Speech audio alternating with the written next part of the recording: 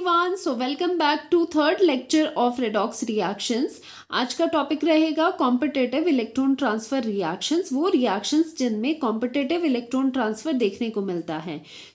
इसके लिए आपको एक चीज़ समझनी ज़रूरी है कि जो मेटल्स है, वी नो दैट कि जो मेटल होते हैं वो इलेक्ट्रोपॉजिटिव स्पीशीज़ होती है। इलेक्ट्रोपॉजिटिव का क्या मतलब होता है? उनकी टेंडेंसी होती है टू डोनेट इलेक्ट्रॉन डोनेट करने के बाद वो पॉजिटिव चार्ज अपने ऊपर एक्वायर करना पसंद करते हैं, जो कि मेटल्स की खास बात होती है। ठीक है, और मेटल इलेक्ट्रोपॉजिटिव है, इलेक्ट्रॉन डोनेट करेंगे। लेकिन अगर रिएक्शन में दो तरह के मेटल्स इन्वॉल्व है तो वहाँ पर एक कंपटीशन आ जाता है कि कौन सा मेटल डोनेट करेगा इलेक्ट्रॉन्स। क्योंकि देखो, एक रिएक्शन में अगर दो मेटल्स है तो दोनों के दोनों इलेक्ट्रॉन डोनेट तो नहीं कर सकते, एक डोनेट करेगा एक रिसीव करेगा।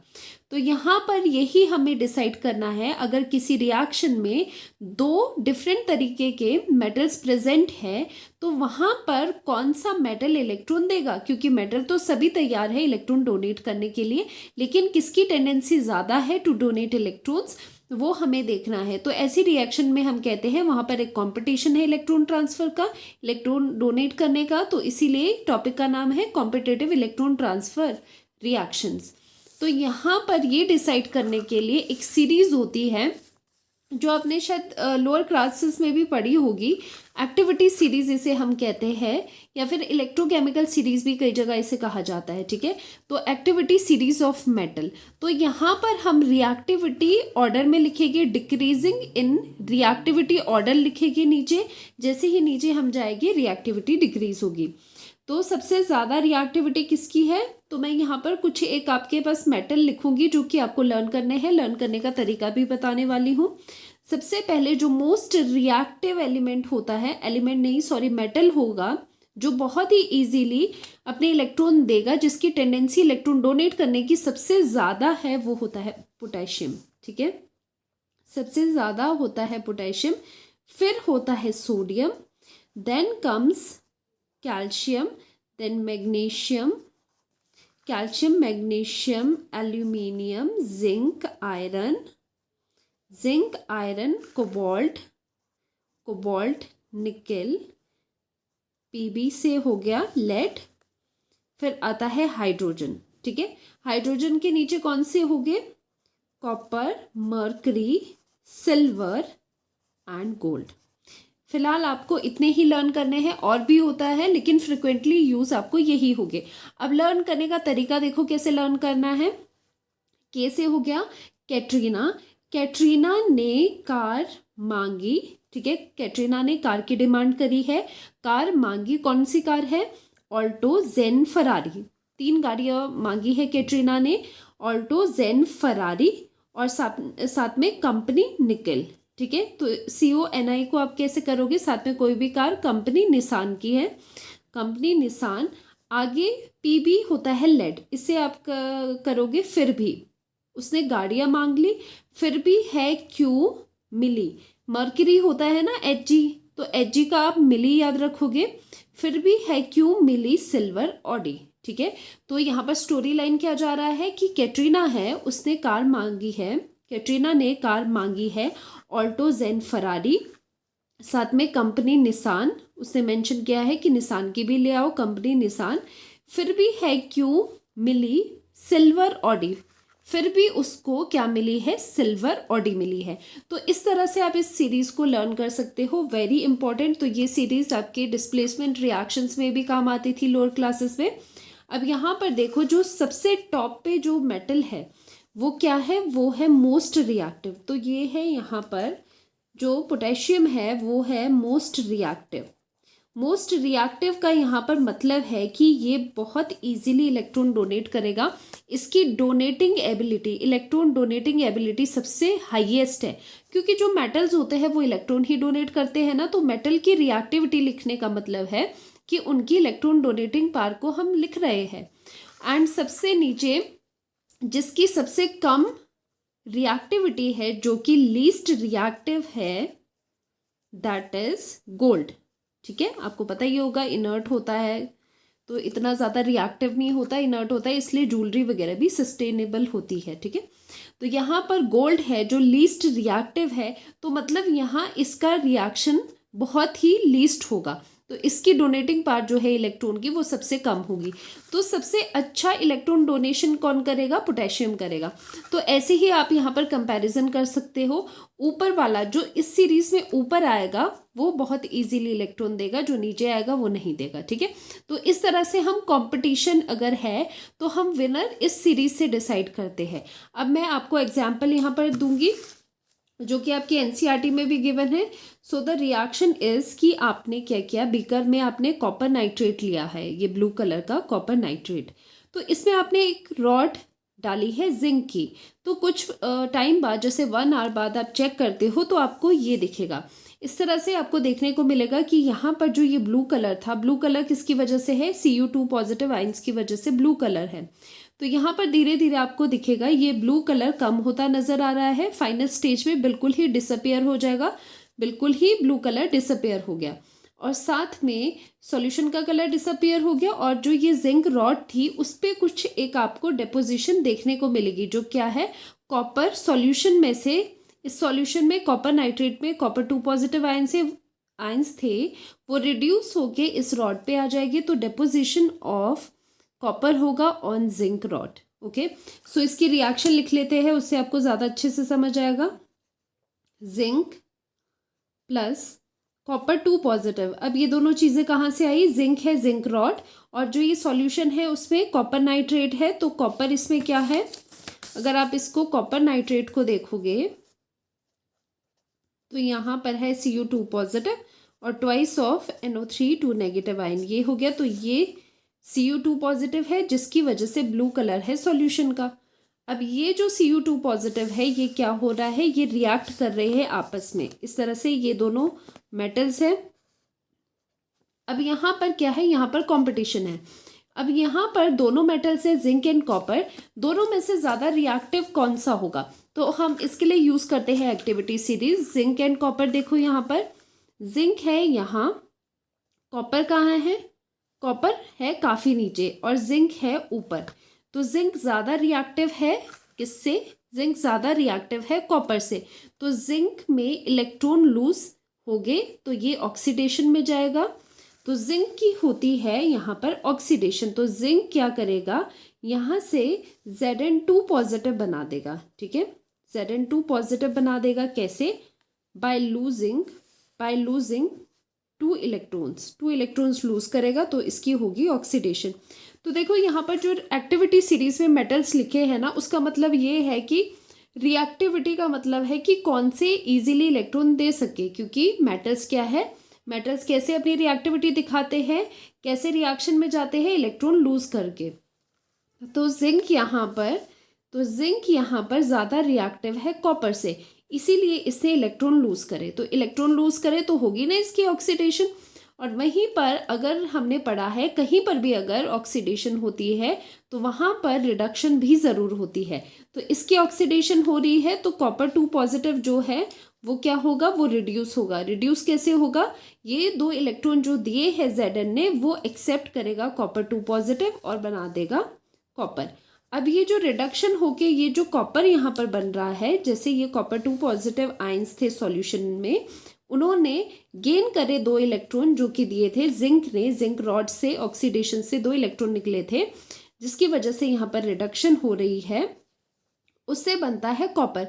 अब जो ये कॉपर है ये हो रहा है डिपॉजिट, ये ही कॉपर है जो रिड्यूस होके मिल रहा है, वही यहाँ पर डिपॉजिट हो रहा है जिंक की रॉड में। ठीक है, अभी जो कॉपर था वो आपके पास सॉल्यूशन में था, Cu2 पॉजिटिव यहाँ पर सॉल्यूशन में था, यहाँ पर जिंक ने 2 इलेक्ट्रॉन दिए तो इसे एक्सेप्ट करे और वो यहीं पर डिपॉजिट हो गया, इसीलिए आपको ये डिपोजिशन यहाँ पर इस तरह से देखने को मिलता है।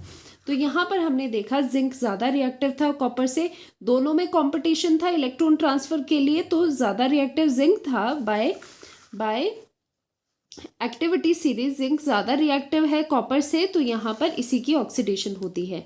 उसी तरह का एक और एग्जाम्पल हम कर लेते हैं। यहाँ पर reaction of cobalt solid state में है और वैसे ही हमने निकल 2 पॉजिटिव का कोई एक्वस सॉल्यूशन लिया है, ये वाली रिएक्शन है।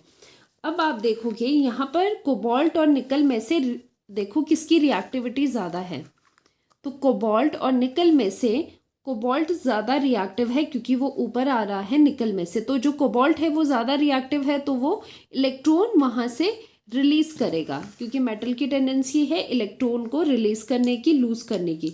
तो जो कोबाल्ट है वो किस में कन्वर्ट हो जाएगा, कोबाल्ट 2 पॉजिटिव में होता है। 2 इलेक्ट्रॉन्स लूज़ करके कोबाल्ट 2 पॉजिटिव बना देगा इस तरह से। तो यहाँ पर -2 इलेक्ट्रॉन्स हुए हैं, लॉस ऑफ इलेक्ट्रॉन्स मतलब ऑक्सीडेशन हो रही है कोबाल्ट की, क्योंकि जो कोबाल्ट है उसकी रिएक्टिविटी निकल से ज़्यादा होती है। बाय एक्टिविटी सीरीज ये चीज़ हमने देखी, इसीलिए ये करा है। अब निकल की बात आती है, जो 2 इलेक्ट्रॉन लूज करे हैं कोबाल्ट ने, वो निकल 2 पॉजिटिव आयंस एक्सेप्ट करेंगे और रिड्यूस होके निकल सॉलिड डिपॉजिट करेंगे कोबाल्ट की रॉड पे। सेम चीज़ अगर हम दोहराए जैसे ऊपर करा है, तो यहाँ पर गेन ऑफ 2 इलेक्ट्रॉन्स है, so this is reduction. Okay, तो कॉम्पिटिटिव इलेक्ट्रॉन ट्रांसफर रिएक्शंस में इस तरह से आप डिसाइड करते हो किसका ऑक्सीडेशन होता है, किसका रिडक्शन होता है। नाउ ये कर लेते हैं सिल्वर वाला। अब आपको क्या करना है, सिल्वर नाइट्रेट आपने यहाँ पर लेना है, थोड़ा ग्रेइश कलर का यहाँ पर आपके पास होगा, ठीक है, ग्रेइश कलर का इस तरह से सॉल्यूशन होगा सिल्वर नाइट्रेट का। अब क्या होगा, यहाँ पर कॉपर रॉड आपको लेनी है, तो इसमें आपने देखना है कि लास्ट में क्या होता है, रिएक्शन कैसे होती है। आपके पास अब 2 चीज़ें हैं। सिल्वर नाइट्रेट का क्या होगा, Ag पॉजिटिव होगा, सिल्वर आयंस हो गया आपके पास। कॉपर है क्योंकि कॉपर की रॉड है, और सिल्वर नाइट्रेट के हम आयन फॉर्म में लेते हैं क्योंकि सिल्वर नाइट्रेट सॉल्ट है। सॉल्ट क्या होते हैं, डिसोसिएट होते हैं आयंस में। तो यहाँ पर हम इसका मेटालिक आयन Ag पॉजिटिव लेते हैं। अब इन दोनों को आपने कंपेयर करना है किसकी ज़्यादा रिएक्टिविटी है। देखो सिल्वर तो बहुत ही नीचे आता है, वैसे भी जो कॉइनेज मेटल्स होते हैं उनकी रिएक्टिविटी कम होती है, तो सिल्वर क्या है, सिल्वर की रिएक्टिविटी कम है। और कॉपर देखो यहाँ पर कॉपर थोड़ा ऊपर है, तो यहाँ पर जो रिएक्टिविटी का ऑर्डर है वो क्या है, कॉपर ज़्यादा रिएक्टिव है सिल्वर से। तो यहाँ पर जो कॉपर है, कॉपर रिएक्टिव है, तो ये ऑक्सीडेशन करेगा। ऑक्सीडेशन क्यों करेगा, क्योंकि लॉस ऑफ इलेक्ट्रॉन हो गए कॉपर से, क्योंकि कॉपर रिएक्टिव है तो ये इलेक्ट्रॉन्स इजीली देगा। तो यहाँ पर 2 इलेक्ट्रॉन देके कॉपर 2 पॉजिटिव बनाएगा। अब यहाँ पर 2 इलेक्ट्रॉन का ट्रांसफर हो रहा है, तो यहाँ पर क्या हो रहा है, 2 इलेक्ट्रॉन्स का लॉस हो रहा है, तो इसे कहेंगे ऑक्सीडेशन हो रही है। अब ये 2 इलेक्ट्रॉन एक्सेप्ट करेंगे सिल्वर आयंस, तो यहाँ पर बैलेंस करने के लिए हम यहाँ पर 2 लिख लेते हैं प्लस। अब यहाँ पर क्या होगा, यहाँ पर ये 2 इलेक्ट्रॉन्स, 2 सिल्वर आयंस, अब यहाँ पर 2 इलेक्ट्रॉन थे ना, एक्सेप्ट करने के लिए 2 Ag पॉजिटिव यहाँ पर आना पड़ा, so that twice of Ag solid deposit हो जाएगी कॉपर रॉड पर। ठीक है, तो सिल्वर के वाइट जो आपको लेयरिंग दिखाई देगी कॉपर की रॉड पे। तो यहाँ से यहाँ जाने पे क्या हो रहा है, यहाँ से यहाँ जाने पे गेन ऑफ 2 इलेक्ट्रॉन्स हो रहे हैं, so this is reduction. Okay, तो ये रिडक्शन है। और कंपटीशन में हमने क्या देखा कि जो कॉपर है वो ज़्यादा रिएक्टिव है सिल्वर से, इसीलिए जो कॉपर है उसकी ऑक्सीडेशन होगी। देखो जो कंपटीशन में जीतेगा, जो ज़्यादा रिएक्टिव होगा वो ऑक्सीडेशन कराएगा, क्योंकि मेटल्स की प्रॉपर्टी है कि वो इलेक्ट्रो पॉजिटिव होते हैं, इलेक्ट्रॉन्स को लूज करते हैं। जो ज़्यादा रिएक्टिव है उसकी ऑक्सीडेशन होनी है, लॉस ऑफ इलेक्ट्रॉन उससे होना है। वही चीज़ यहाँ पर दिखाई गई है। यहाँ सिल्वर नाइट्रेट की सॉल्यूशन में डिप करी है कॉपर की रॉड। कुछ टाइम बाद आप देखोगे, कुछ टाइम बाद आप यहाँ पर देखने वाले हो कि जो सिल्वर है, यहाँ पर अभी कलर मैं ब्लैक से ही कर लेती हूँ, ये जो सिल्वर है वो डिपॉजिट हो जाएगा, वाइट कलर की लेयर आपको दिखाई देगी कॉपर रॉड पे। और साथ ही में जो कॉपर है, यहाँ पर आपको कॉपर 2 पॉजिटिव आयंस की प्रेजेंस पता चलेगी, क्योंकि यहाँ पर देखो प्रोडक्ट साइड में भी कॉपर 2 पॉजिटिव आयन है ना, तो आफ्टर रिएक्शन यहाँ पर कॉपर 2 पॉजिटिव आयन प्रेजेंट हो गए। तो इसी की वजह से मैंने आपको पहले भी बताया है कि जो कॉपर 2 पॉजिटिव आयंस है वो रिस्पॉन्सिबल है ब्लू कलर के लिए। पहले AgNO3 का जो सॉल्यूशन का कलर था वो क्या था, थोड़ा वाइट ही समझ लो, ग्रेइश वाइट, थोड़ा ग्रेइश ब्लैकिश था, ठीक है। तो यहाँ पर जब ये रिएक्शन हुई due to the presence of copper 2 positive ion, क्योंकि जो कॉपर रॉड है उसमें से ऑक्सीडेशन होके सॉल्यूशन में कॉपर 2 पॉजिटिव आयन गए, तो जिसकी वजह से ये कलर जो है सॉल्यूशन का वो ब्लू हो गया। तो ये बताता है कि ये रिएक्शन हो रही है और कॉपर 2 पॉजिटिव आयंस यहाँ पर सॉल्यूशन में प्रेजेंट है। उसी तरह से यहाँ फाइनल स्टेज में भी जब हम ये वाली रिएक्शन कर रहे थे जिंक एंड कॉपर के बीच, लास्ट में यहाँ पर आप बता सकते हो, देखो जब ये रिएक्शन यहाँ पर हुआ था ना, ये वाला रिएक्शन हुआ था, ये रॉड किसकी है, ये रॉड है, ये रॉड है आपकी जिंक की, ठीक है, जिंक की रॉड है। और साथ में यहाँ पर आपका जो सॉल्यूशन था वो कलरलेस हो गया था। तो यहाँ पर हमें पता चला था कि यहाँ पर Zn2 पॉजिटिव आयन है। कैसे, जिंक रॉड ने 2 इलेक्ट्रॉन लूज करके Zn2 पॉजिटिव आयन दे दिए थे, ठीक है, सॉल्यूशन में Zn2 पॉजिटिव आयन आए थे। अब इसको कंफर्म करने के लिए हम क्या करते हैं, H2S गैस डालते हैं, सो दैट हमें पता चल जाए कि यहाँ पर जिंक जो है, जिंक की ऑक्सीडेशन हुई है। जिंक की ऑक्सीडेशन मतलब क्या कि Zn2 पॉजिटिव बना है by the loss of 2 electrons. तो H2S गैस को आप इसमें डालोगे, जब ये रिएक्शन होगी तो आप देखोगे H2S जब यहाँ पर जिंक से रिएक्ट करेगा तो ये ZnS बनाएगा, जिंक सल्फाइड बनाएगा, जिसका कलर क्या होता है, वाइट। तो यहाँ पर आपको वाइट कलर दिखाई देगा ZnS का जब आप H2S गैस को डालोगे। तो यहाँ से भी कंफर्म होता है कि यस, ये रिएक्शन हो रही है, जिंक की ऑक्सीडेशन हो रही है। ओके, तो ये था all about competitive electron transfer. तो यहाँ पर हमने सीखा जिसकी जो एक्टिविटी सीरीज में ऊपर आता है, जिसकी रिएक्टिविटी ज़्यादा है वो ऑक्सीडेशन करेगा, उससे ही इलेक्ट्रॉन लूज हो गए, और दूसरा जो मेटल है वो रिडक्शन में जाएगा। तो ये छोटा सा टॉपिक था कॉम्पिटिटिव इलेक्ट्रॉन ट्रांसफर। तो नेक्स्ट लेक्चर में हम स्टार्ट करेंगे ऑक्सीडेशन स्टेट, और ऑक्सीडेशन स्टेट निकालना, कैसे ऑक्सीडेशन स्टेट निकाली जाती है, सम सेट ऑफ रूल्स भी करेंगे ऑक्सीडेशन नंबर के लिए। और क्वेश्चन आपका वहाँ से बनता ही बनता है ऑक्सीडेशन नंबर, ऑक्सीडेशन स्टेट से। तो मिलते हैं नेक्स्ट लेक्चर में, till then take care, bye bye.